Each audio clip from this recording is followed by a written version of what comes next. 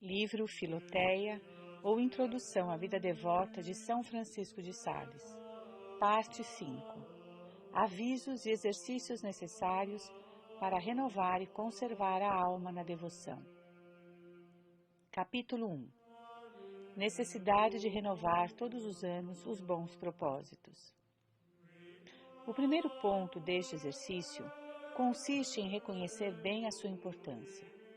A fragilidade e as más inclinações da carne, que agravam a alma e arrastam para as coisas da terra, nos fazem abandonar facilmente as nossas boas resoluções, a menos que, à força de as guardar, nos esforcemos muitas vezes para nos elevar aos bens celestes, como os pássaros, que, para não cair por terra, precisam bater continuamente com as asas no ar.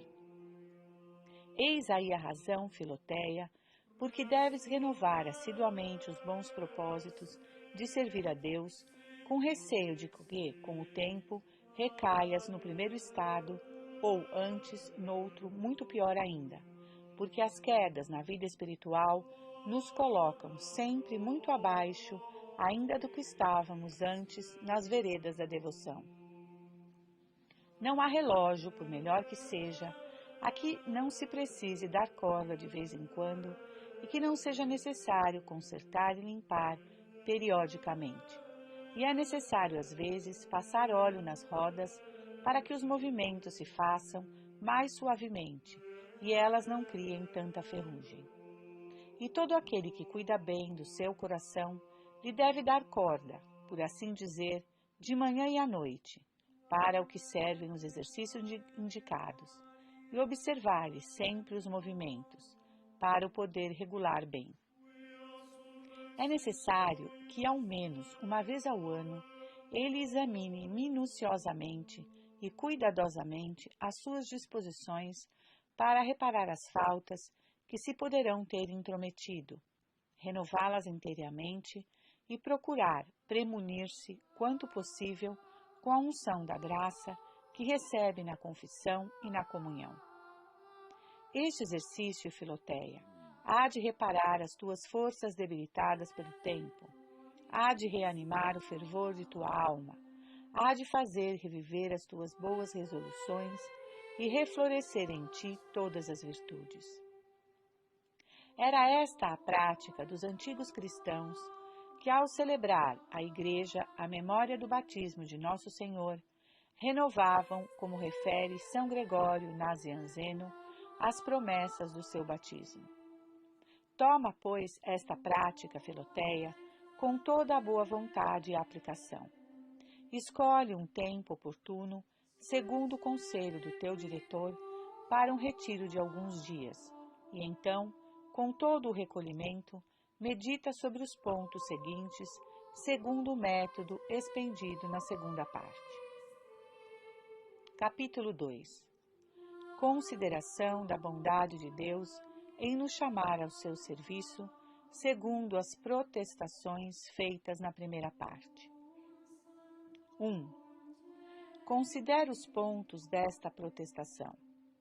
O primeiro é ter detestado, debaixo e renunciado para sempre todo o pecado mortal. O segundo é ter consagrado tua alma, teu corpo, com todas as suas potências e faculdades, ao serviço de Deus. O terceiro é que, se cometeres alguma falta, te levantes imediatamente. Não são estas resoluções louváveis, justas, generosas? Pensa, pois, quão razoável, santa e desejável é esta protestação. 2. Considera a quem fizeste esta protestação. A Deus. Se os compromissos tomados deliberadamente com os homens nos obrigam tão estritamente, quanto mais os que assumidos com Deus. Ah, Senhor, dizia Davi, a ti foi que eu disse, meu coração formou uma boa resolução, da qual nunca me esquecerei. 3. Considera na presença de quem protestaste servir a Deus, diante de toda a corte celeste. Ah, a Santíssima Virgem, São José, teu anjo da guarda, São Luís e todos os bem-aventurados santos e santas te olharam com particular amor, quando ajoelhada aos pés do nosso Senhor, lhe consagraste o teu coração. Fizeram então por ti uma festa de alegria na Jerusalém Celeste, e agora ela há de ser comemorada, se quiseres renovar a tua consagração. 4. Considera os meios que tiveste para fazer esta protestação. Ah, quão doce e misericordioso então foi Deus contigo! Dize-o sinceramente.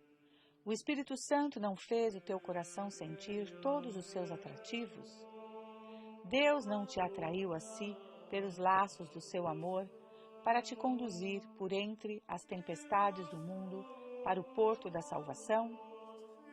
Oh, quantas delícias de sua graça te fazia ele saborear nos sacramentos, na leitura espiritual, na oração. Ah, Filoteia, estavas dormindo e Deus velava sobre ti com pensamentos de paz e de amor. 5. Considera quando Deus te atraiu a si, na flor de teus anos. Oh, que felicidade aprender tão cedo que só podemos saber tão tarde. Santo Agostinho, tendo-se convertido já com 30 anos, exclamava: ó antiga beleza, quão tarde te tenho conhecido! Ah, estavas diante de meus olhos e eu não te via. Ou poderá dizer: ó delícia eterna, por que não te tenho saboreado mais cedo? Ah, Filoteia, é que então não o merecias ainda. Reconhecendo, pois, a bondade e a graça de Deus, que te atraíram a Ele desde a juventude, exclama com Davi: ó meu Deus, esclareceste meu espírito e tocaste meu coração desde a minha mocidade. Eternamente louvarei a tua misericórdia. Caso só tenhas tido esta felicidade em tua velhice, ó Filoteia, que graça, que depois de teres usado tão mal os anos precedentes, Deus cortou o curso de tua miséria antes da morte, que a tornaria eterna. 6. Considera os efeitos de tua vocação. Creio que acharás em ti mesma felizes mudanças, comparando o que és com o que foste. Não pensas que é uma grande coisa saber falar a Deus pela oração, ter inclinação para amá-lo, ter acalmado tantas paixões que te inquietavam, ter evitado tantos pecados e embaraços de consciência, e ter unido tantas vezes a tua alma pela comunhão, a fonte inexaurível dos bens eternos? Ah, que graças imensas! É preciso ponderá-las, Filoteia, aos pés do santuário. Foi a destra de Deus que fez tudo isso. A mão de Deus, infinitamente boa, dizia Davi, operou este prodígio. A sua destra levantou-me de minha queda. Ah, já não morrerei, mas viverei e cantarei com os meus lábios, meu coração e por todas as minhas ações as maravilhas da sua bondade. Depois destas considerações, que são cheias dos melhores afetos, cumpre concluir simplesmente por uma ação de graças e por uma fervente oração para pedir a Deus graças e forças de tirar proveito daí, e retirando-te então, com muita humildade e confiança, reservarás as tuas resoluções para tomar depois do segundo ponto deste exercício. Capítulo 3. Exame da alma sobre o seu adiantamento na vida devota. O segundo ponto deste exercício é um tanto longo e por isso aconselho-te que o tomes por partes, por exemplo, tomando de uma vez o que concerne com o teu procedimento para com Deus, o que diz respeito a ti mesmo para outra, depois o que toca ao próximo e, enfim, a consideração das paixões. Não é necessário estar de joelhos senão ao princípio, para te apresentares a Deus, e no fim, para fazer os afetos. As outras partes desse exame podes fazê-las com utilidade, mesmo na cama, se puderes estar aí algum tempo, deitado sem adormecer. Mas para isso é necessário que as tenhas lido atentamente. Cumpre que faças tudo o que concerne a este segundo ponto em 3 dias e 2 noites no máximo, tomando cada dia e cada noite algumas horas para isso, conforme te for possível, pois, fazendo esses exercícios em ocasiões distantes uma da outra, eles já não farão as impressões que deverão produzir. Em cada uma das partes do exame, hás de notar bem as tuas faltas, quer para as confessar, quer para pedir conselho, quer para formar sobre elas as tuas resoluções e fortificar o teu espírito. Conquanto não seja necessário que nestes e noutros dias te abstenhas de falar, como de costume, convém, entretanto, que te retires um pouco mais cedo à noite, para que assim possas repousar o corpo e o espírito, como é necessário à meditação. Durante o dia, faze frequentes aspirações a Deus, a Nossa Senhora, aos anjos, a toda Jerusalém celeste, mas dirige-as com um coração cheio de amor a Deus e de desejos de tua própria perfeição. Para começar, pois, este exame: 1. Põe-te na presença de Deus. 2. Pede luzes ao Espírito Santo, como Santo Agostinho, que exclamava diante de Deus em espírito de humildade: Ó Senhor, conheça eu a vós e conheça-me a mim mesmo. Dize com São Francisco: Quem sois vós, meu Deus, e quem sou eu? Protesta que não queres conhecer o teu adiantamento para te regozijares em ti mesma, mas unicamente para te alegrares em Deus, glorificá-lo e agradecer-lhe. Protesta também que, se como pensas, achares muito diminuto progresso ou até retrocesso, de nenhum modo te deixarás abater ou desanimar, mas que, ao contrário, procurarás te animar e melhorar, reparando as tuas faltas com a graça de Deus. Depois disso, examina tranquilamente como tem sido a tua vida para com Deus, para com o próximo e para contigo mesmo. Capítulo 4. Exame do estado da alma para com Deus. 1. Que diz o teu coração com respeito ao pecado mortal? Tens a firme resolução de não cometê-lo por nada neste mundo? Nisto consiste realmente o fundamento da vida espiritual. 2. Que diz o teu coração relativamente aos mandamentos de Deus? Ele os acha bons, suaves e agradáveis? Ah, Filoteia, quem tem o paladar e o estômago sadio, gosta dos pratos bons e rejeita os maus. 3. Que diz o teu coração acerca do pecado venial? É impossível velarmos tanto sobre nós mesmos que não cometamos nenhum. Mas não há algum para o qual tenhas uma inclinação especial, ou que seria pior ainda, ao qual tenhas afeto? Que diz o teu coração dos exercícios espirituais? Gostas deles? Tu os estimas? Não te desagradam? Não sentem desgosto neles? A qual deles sentes mais ou menos afeto? Ouvir a palavra de Deus, ler e falar dela, meditá-la, servir-se dela em suas aspirações, confessar-se, pedir conselhos espirituais, preparar-se para a Santa Comunhão, comungar, moderar as suas inclinações, que há em tudo isso para o que sentes aversão? E se achas alguma coisa que tenha menos atrativos para ti, examina de onde vem isso. 5. Que diz o teu coração de Deus mesmo? Desagrada-te a lembrança de Deus ou achas consolo nisso? Ah, diz Davi, lembrei-me de Deus e logo fiquei consolado. Sentes em teu coração uma facilidade de amá-lo e um gosto particular para saborear este amor? Sentes alegria em pensar na imensidade de Deus, em sua bondade e misericórdia? Se a lembrança de Deus se apresenta ao teu coração, no meio das ocupações e vaidades do mundo, tens aí lugar para ela? Está tua alma possuída dela? Voltas-te para este lado e vais-lhe, por assim dizer, ao encontro? Certamente que há destas almas uma mulher que sabe que seu marido volta depois de uma longa viagem, ou ouve a sua voz, deixa tudo o que está fazendo, mesmo as ocupações mais importantes, para ir recebê-lo. Nada mais lhe prende o coração e ela abandona todos os outros pensamentos para pensar só nele. O mesmo acontece com as almas que amam a Deus. Por mais ocupadas que estejam com outras coisas, assim que a lembrança de Deus se lhes apresenta, perdem logo quase toda a atenção para as outras coisas, pelo prazer que sentem neste pensamento. É um ótimo sinal. 6.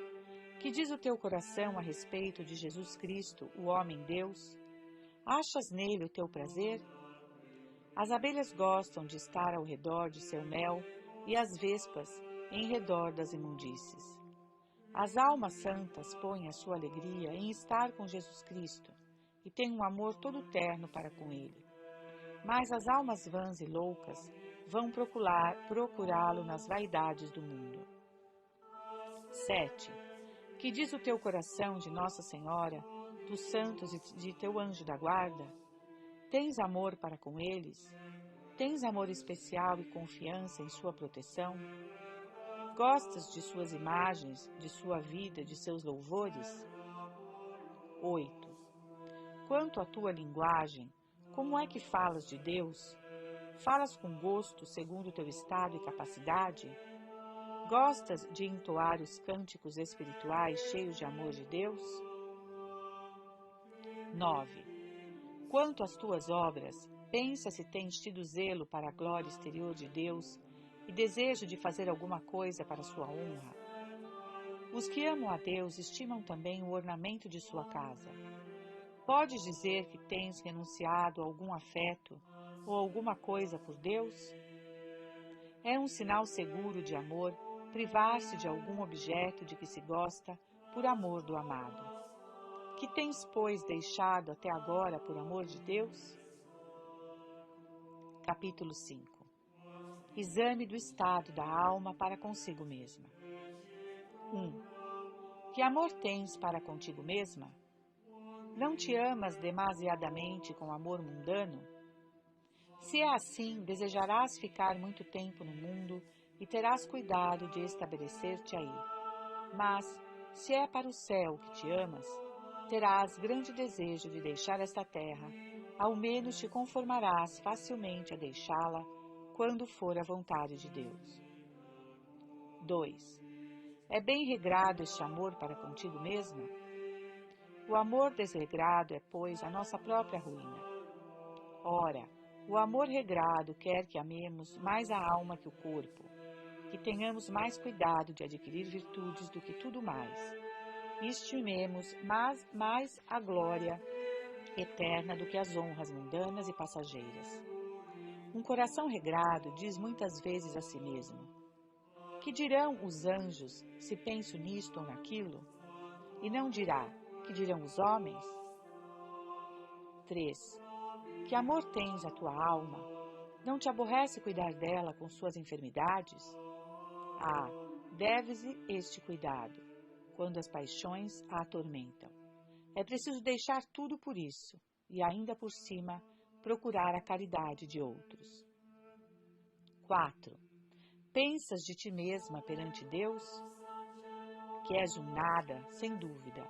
Mas não é grande humildade que uma mosca se tenha por nada ao pé de uma montanha, nem que uma gota de água se tenha por nada em comparação com o mar, nem que uma faísca ou centelha se julgue nada à vista do sol. A humildade consiste em não te preferires aos outros, em não te quereres que os outros te deem esta preferência. Como estás neste ponto? 5. Quanto à tua língua, não te vanglorias de uma maneira ou doutra? Não te lisonjeias falando de ti mesma? 6. Quanto às tuas ações, buscas algum divertimento contrário à tua saúde? Quero dizer, divertimentos e prazeres vãos, inúteis, até alta noite e etc. Capítulo 6. Exame do estado da alma para com o próximo. Cumpre amar a teu marido ou a uma esposa com um amor suave e tranquilo, firme e contínuo, isso porque Deus assim o quer. O mesmo digo dos filhos, dos parentes próximos e amigos, segundo o grau dos laços que nos unem. Mas, para falar em geral, quais são as disposições do teu coração para com o próximo? Amas sinceramente a todos por amor de Deus? Para o conheceres, relembra-te de algumas pessoas desagradáveis, enfadonhas e mal asseadas. É exatamente aqui onde se mostra o amor ao próximo, por Deus, ainda mais quando se tratam bem aqueles que nos ofenderam por suas ações ou palavras. Examina se teu coração não sente uma grande repugnância em amá-las. Não és leviana no falar em desproveito do próximo, sobretudo das pessoas que não estimas? Causas algum dano ao próximo diretamente? Com um pouco de cuidado poderás averiguá-lo facilmente. Capítulo 7. Exame sobre as paixões. Demorarei-me mais nos pontos antecedentes que servem para conhecer os progressos feitos na vida espiritual, porque o exame dos pecados tem em mira a confissão daqueles que não aspiram à perfeição. Entretanto, é bom deter-se em cada um desses pontos, considerando o estado da alma e as faltas maiores que se poderão ter cometido. Mas, para resumir tudo, limitemos este exercício ao exame das paixões e consideremos unicamente o que temos sido e como nos temos comportado quanto aos pontos seguintes. Em nosso amor para com Deus, para com o próximo e para com nós mesmos. No ódio aos pecados, tanto aos nossos como aos dos outros, porque tanto devemos desejar a sua correção como a nossa. Em nossas ambições de riquezas, prazeres e honras. No temor dos perigos de pecar e de perder os bens desta vida, se tememos muito a uns e pouco aos outros. Na esperança fundada, talvez muito, neste mundo e nas criaturas, e pouco em Deus e nas coisas eternas. Na tristeza se é demasiada e por coisas que não a merecem. Na alegria se é excessiva e por coisas indignas. Enfim, observemos que afetos embaraçam o nosso coração, que paixões o possuem, em que pontos principalmente ele se tem desregrado. Pelas paixões se conhece o estado da alma, porque como o violonista toca todas as cordas para afinar as dissonantes, esticando mais umas e afrouxando outras, assim também, se depois de termos observado todas as nossas paixões, a achamos pouco conformes ao nosso desejo de glorificar a Deus, as poderemos ajustar com a graça divina e o auxílio do diretor espiritual. Capítulo 8. Afetos que se devem seguir a este exame. Depois de reconheceres o teu estado, excita em tua alma esses afetos. Se fizeste algum progresso, por pouco que seja, agradece a Deus e reconhece que o deves unicamente à sua misericórdia. Humilha-te diante de Deus, protestando que é por tua culpa que não tens adiantado mais, porque não correspondeste com fidelidade, ânimo e constância às suas aspirações, luzes e moções, quer na oração, quer fora dela. Promete-lhe louvar eternamente as graças pelas quais ele operou em ti estas melhoras. Pede-lhe perdão por tua infidelidade, oferece-lhe teu coração, suplicando-lhe tomar posse dele e torná-lo fiel. Invoca a Santíssima Virgem, teu anjo da guarda, os santos e principalmente teu padroeiro, São José e os outros. Capítulo 9. Considerações próprias para renovar os bons propósitos. Depois de teres conferenciado com teu diretor sobre as tuas faltas e os meios de remediá-las, toma cada dia uma das considerações seguintes para torná-los objeto de tuas orações, conforme o método de meditação expedido na primeira parte, quanto à preparação e afetos, pondo-te antes de tudo na presença de Deus e pedindo-lhe graça para te firmares sempre mais no amor a Ele e no seu serviço. Capítulo 10. Primeira consideração. A excelência de nossa alma. Considera a nobreza e excelência de tua alma, em vista do teu conhecimento deste mundo visível, dos anjos, de Deus, o Senhor soberano e infinitamente bom, da eternidade e em geral de tudo o que é necessário para viveres neste mundo, para te associares aos anjos no paraíso e para gozares eternamente de Deus. Tua alma tem uma vontade capaz de amar a Deus e incapaz de odiá-lo nele mesmo. Vê quão nobre é teu coração, que nada achando entre as criaturas que o possa saciar plenamente, só encontra o seu repouso em Deus. Lembra-te vivamente dos prazeres mais queridos e procurados que outrora ocuparam teu coração, e julga agora imparcialmente se não eram misturados de muita inquietação, pesar, aborrecimento e amargura, de sorte que teu pobre coração só achava aí misérias. Com demasiada ânsia vai o nosso coração atrás dos bens criados, persuadido de achar neles a satisfação dos seus desejos, mas assim que o saboreia, reconhece a impossibilidade. Deus não quer que ele ache repouso em parte alguma, como a pomba que saiu da arca de Noé, para que volte a seu Deus de quem se tem afastado. Oh, quão grande a excelência do nosso coração! E por que os conservamos nós contra a sua vontade na escravidão das criaturas? Ó minha alma, deves dizer, tu podes perfeitamente conhecer e amar a Deus, para que te entretens com coisas tão baixas? Podes pretender a eternidade, e por que procuras bens passageiros?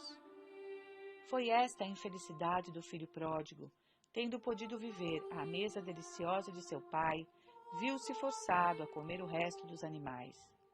Ó alma, tu és capaz de possuir a Deus. Infeliz de ti, se te contentas com menos do que Deus. Eleva, pois, e anima tua alma, que é eterna, a contemplar e aspirar a eternidade, que ela é digna. Capítulo 11. Segunda consideração. Excelência das virtudes. Considera que somente as virtudes e a devoção podem tornar o teu coração feliz neste mundo. Admira suas belezas e comparadas aos vícios contrários. Quanta suavidade na paciência, na humildade, em comparação com a vingança, a cólera e a tristeza, a ambição e a arrogância. Na caridade e na sobriedade em comparação com a avareza, a inveja e as desordens da intemperança. As virtudes encerram isto de admirável, que a sua prática deixa na alma uma consolação inefável, ao passo que os vícios a lançam num abatimento e desolação deploráveis. Por que, pois, não nos esforçamos por procurar toda aquela alegria? Quem se dá a um vício não vive feliz, e quem se dá a muitos é um homem infeliz. Mas quem tem algumas virtudes já participa de suas alegrias, e sua felicidade cresce à proporção que suas virtudes avultam. Ó vida devota, quão bela és tu, e quão suave e agradável! Suavizas as aflições e aumentas a suavidade das consolações. Sentir o bem é mal. Os prazeres só causam desassossego, perturbação e abatimento.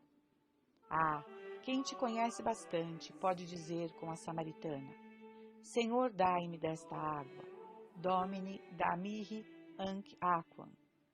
Aspiração esta muito frequente de Santa Teresa e Santa Catarina de Gênova, embora por motivos diferentes. Capítulo 12. Terceira consideração. O exemplo dos santos. Considera os exemplos dos santos de todos os tempos de ambos os sexos, de todos os estados. Que não fizeram eles para amar a Deus com um devotamento completo? Considera os mártires inquebrantáveis em suas resoluções. Quantos tormentos preferiram eles sofrer a transgredir num só ponto? Olha para essas pessoas tão belas e florentes, ornamentos do sexo devoto, mais cândidas que o lírio por sua pureza e mais rubicundas que a rosa por sua caridade. Umas na idade de 12, 13, 15 anos, outras com 25 anos, sofreram diversos martírios por não mudar de resolução, não só em matéria de fé, mas também no tocante à devoção, seja quanto à virgindade ou ao serviço dos pobres desamparados, seja quanto ao consolar os condenados ao suplício ou ao sepultar os mortos. Ó meu Deus, que constância mostrou esse sexo fraco em ocasiões semelhantes. Considere os milhares de santos confessores com que força de espírito desprezaram o mundo. Que invencível foi a sua firmeza. Nada conseguiu quebrá-la. Abraçaram sem reservas as suas resoluções e as mantiveram sem exceção. Meu Deus, que não disse Santo Agostinho de sua mãe? Com que constância observou ela seu propósito de servir a Deus fielmente no estado matrimonial e na viuvez? Quantos impedimentos, obstáculos e acidentes sustentou e combateu Santa Paula, a filha espiritual de São Jerônimo, como ele nos refere. E que devemos nós fazer ante exemplos tão magníficos? Os santos eram o que nós somos, faziam tudo pelo mesmo Deus e trabalharam por adquirir as mesmas virtudes. Por que, pois, não faremos outro tanto em nossa condição e segundo a nossa vocação, para manter o nosso propósito e protesto de pertencer só a Deus? Capítulo 13. Quarta consideração. O amor de Jesus Cristo por nós. Considere o amor com o qual Jesus Cristo tanto sofreu neste mundo, principalmente no Jardim das Oliveiras e no Calvário. Esse amor tinha nós em mira e nos impetrava ao Pai Eterno, por tantos sofrimentos e trabalhos, as boas resoluções e protestos que fizemos de coração e as graças necessárias para as nutrir, fortificar e realizar. Ó santas resoluções, quão preciosas sois, sendo o fruto da paixão de nosso Senhor. Ó, quanto minha alma vos deve apreciar, pois que tanto custastes a Jesus. Ó Senhor de minha alma, vós morrestes para me conceder a graça de fazê-las. Dai-me, pois, a graça de antes morrer do que perdê-las. Pondera bem, Filoteia. É certo que o coração do nosso Jesus pregado na cruz estava considerando o teu, que ele amava, e para o qual impetrava, por este seu amor, todos os bens que tens recebido e receberás no futuro. Sim, Filoteia, bem podemos dizer com Jeremias: Senhor, antes de eu ter nascido, olhavas para mim e me chamavas pelo nome. Não duvidemos, o bom Jesus, que nos regenerou na cruz, nos leva em seu coração, como uma mãe ao filho em seu seio. A bondade divina preparou-nos aí todos os meios gerais e particulares de nossa salvação. Todos os atrativos e graças de que ele se serve agora para conduzir nossa alma à perfeição, como uma mãe que prepara para seu filho tudo o que sabe lhe poderá ser necessário depois do nascimento. Ah, meu Deus, devias gravar isso profundamente em nossa memória. É possível que eu tenha sido amado e amado tão ternamente de meu Salvador, que ele tenha pensado em mim individualmente e em todas as pequenas ocasiões pelas quais ele me quis atrair a si? Na verdade, quanto devemos amar, apreciar e empregar utilmente tudo isso. Dulcíssimo pensamento! O coração terníssimo de Jesus pensava em Filoteia, amava e lhe procurava 1000 meios de salvação, como se não houvesse no mundo outras almas em que ele tivesse que pensar. O sol, iluminando um único lugar na terra, não seria mais claro que agora, quando a ilumina toda inteira.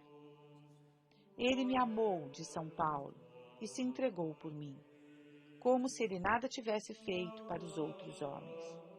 Eis aí, Filoteia, o que deves gravar em tua alma, para apreciar devidamente e nutrir a tua resolução, que foi tão estimada e preciosa ao coração do Salvador. Capítulo 14.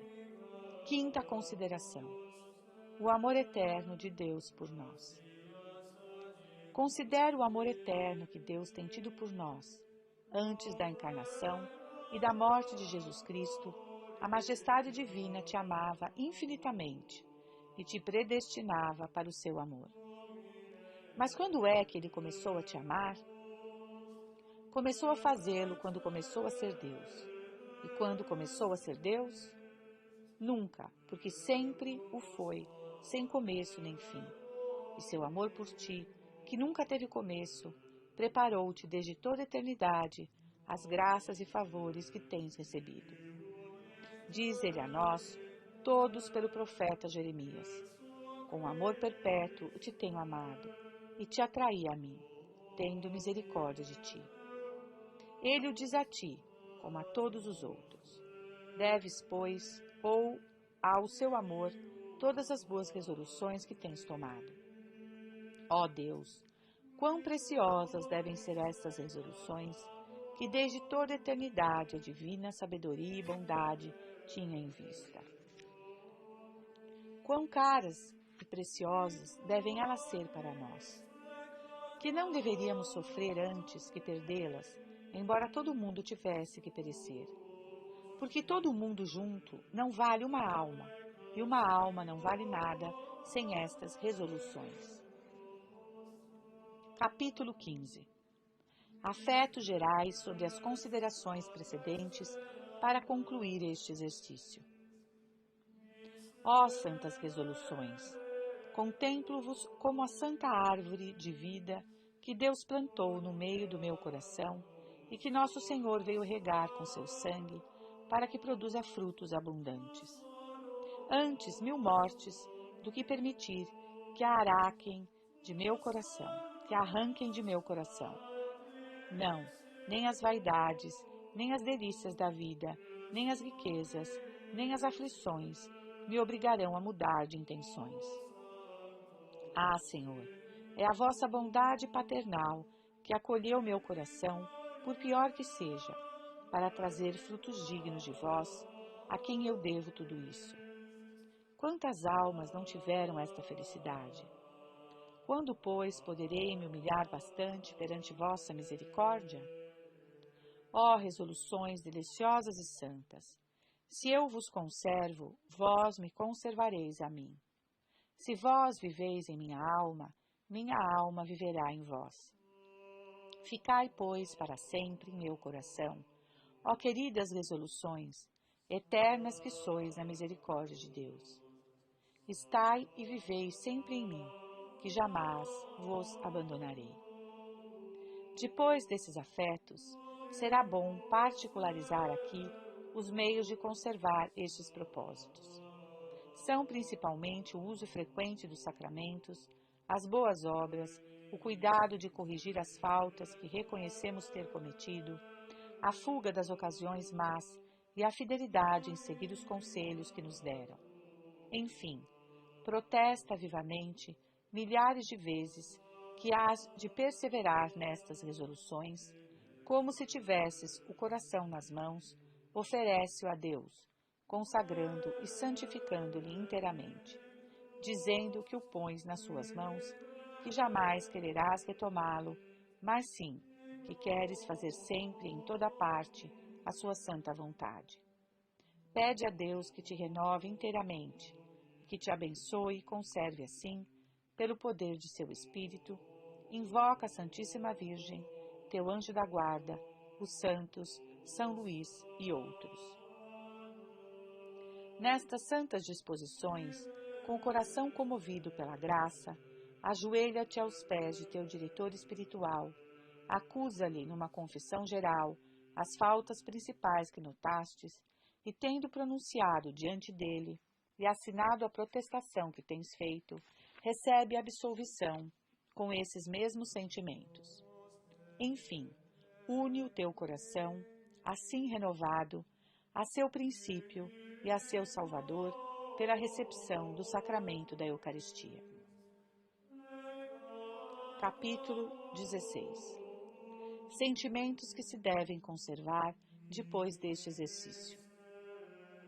No dia em que fizeres esta renovação e nos dias seguintes, deves pronunciar muitas vezes com o coração e com os lábios essas ardentes palavras de São Paulo, Santo Agostinho e Santa Catarina de Gênova. Não, eu não pertenço mais a mim. Seja viva, seja morta, eu pertenço a meu Salvador. Nada tenho de mim, nada para mim. É Jesus que vive em mim, e tudo que posso chamar meu lhe pertence. Ó mundo, permanece sempre o mesmo, e eu também até agora tenho sido sempre a mesma. Mas dora em diante não o serei mais. Não, não seremos mais nós mesmos, porque teremos o coração mudado. E o mundo que nos enganou enganar-se-á sobre nós, porque notando só aos poucos a nossa mudança, ele nos crerá semelhantes a Esaú, e por fim nos achará semelhantes a Jacó. Nosso coração deve conservar por muito tempo as impressões desse exercício e passar suavemente das meditações aos negócios e conversas com os homens, temendo que a unção das boas resoluções não se perca de repente, porque é necessário que nossa alma esteja compenetrada delas com todas as suas potências, mas sem que isso nos custe um esforço violento do espírito e do coração. Capítulo 17. Resposta a duas objeções possíveis contra esta introdução. Dir-te-á o mundo, Filoteia, que estes conselhos e exercícios são tantos que quem os quisesse observar não poderia dar atenção a outra coisa. Ó Filoteia, mesmo que não fizéssemos mais nada, já teríamos feito bastante, pois que teríamos feito o que devemos fazer neste mundo. Mas não estás vendo o ardil do inimigo? É verdade que se nos dedicássemos todos os dias a esses exercícios, eles nos ocupariam todo o tempo. Mas Deus não os exige, senão em certos tempos e em certas ocasiões. Quantas leis civis há no digesto e no código que se tem que observar, mas não todos os dias e sempre? Demais, Davi, embora fosse rei e se ocupasse de negócios de alta importância, dava-se a muito mais exercícios do que os indicados.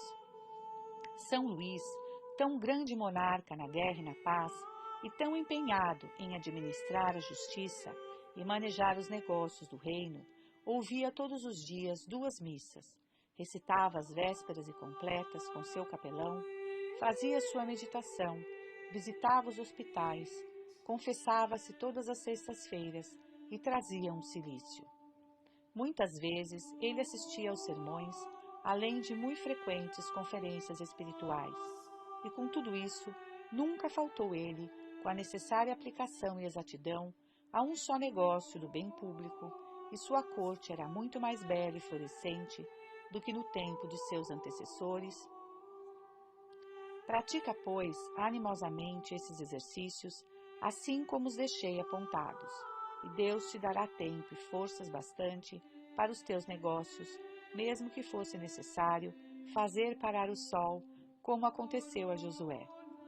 Sempre fazemos muito quando Deus trabalha conosco.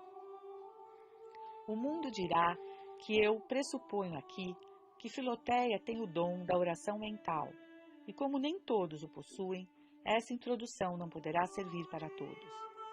Confesso que o pressupus e que nem todos o têm, mas é verdade também que quase todos os podem ter, mesmo os mais rudes, uma vez que escolham bons diretores e que para o alcançar queiram trabalhar tanto quanto a matéria o merece.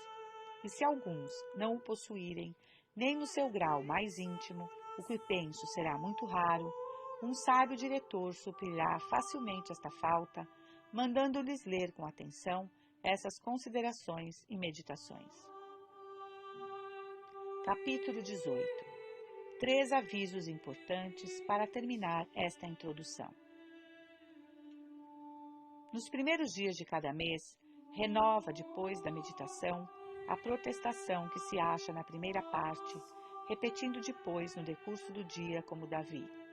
Não, meu Deus, eu nunca me esquecerei de tua lei, porque nela foi que vivificaste minha alma. E quando sentires alguma mudança maior em ti, toma nas mãos a fórmula da protestação e, proferindo-a de todo o coração, com profunda humildade e abnegação, nisso obterás grande alívio. Faze profissão manifesta, não de ser devoto ou devota, mas de querer sê-lo, e não te envergonhes das ações comuns e necessárias que nos conduzem ao amor de Deus. Confessa resolutamente que procuras fazer a meditação, que preferes morrer antes do que cometer um pecado mortal, que queres frequentar os sacramentos e seguir os conselhos de teu diretor espiritual, o qual, porém, por diversas razões, é melhor que não se nomeie. Esta declaração sincera de querer servir a Deus e consagrar-se de todo o coração ao seu amor é muito aceita da Divina Majestade, que não quer que se tenha vergonha de seu serviço e da cruz de seu Filho. Além disso, isto corta o caminho a muitos laços que o mundo nos quereria armar e nos obriga mesmo, por nossa honra, a sermos perseverantes. Os filósofos declaravam-se filósofos para que os deixassem viver filosoficamente, e nós devemos declarar-nos o nosso desejo da vida devota para que nos deixem viver devotamente. Se alguém te disser que a devoção não exige a prática de todos esses conselhos e exercícios, não o negues, mas responda com brandura que tua fraqueza é tão grande que precisa de mais auxílios e socorros que os outros. Enfim, eu te conjuro, Filoteia, por tudo que há de sagrado no céu e na terra, pelo batismo que recebeste, pelo coração com que Jesus te amou, pelas entranhas de sua misericórdia, em que depões a tua confiança, continua com perseverança no teu feliz propósito de levar uma vida devota. Os dias voam e a morte está a bater à porta. A trombeta de São Gregório Nazianzeno toca a retirada. Cada um se prepare para o juízo que está próximo. A mãe de São Sinforiano, vendo conduzirem seu filho ao martírio, exclamava-lhe: meu filho, lembra-te da vida eterna. Olha para o céu e contempla quem ali reina. Eis-te aí no termo desta vida curta e miserável. Eu também te digo, Filoteia, olha para o céu e não queiras trocar pela terra. Olha para o inferno e não te lances aí por um prazer momentâneo. Olha para Jesus Cristo e não renuncies pelo mundo. E quando a prática das virtudes te parecer árdua, canta com São Francisco. É tão grande o bem que espero, que a dor com prazer tolero. Viva Jesus, ao qual, com o Pai e o Espírito Santo, sejam dadas honra e glória, agora e sempre, por todos os séculos dos séculos. Assim seja.